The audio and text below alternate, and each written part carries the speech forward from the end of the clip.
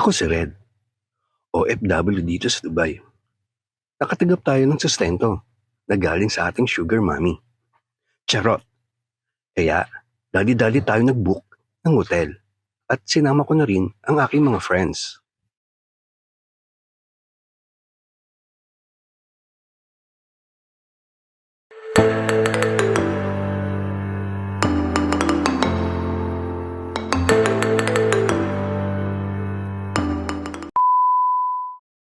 Bago tayo mag-checkout, gagamitin muna natin ang gym ng hotel. Kailangan natin maintain ang katawan para hindi na maganap ng bagong baby boy ang ating sugar mommy. Charot! At dumating na nga ang oras ng aming pag-checkout.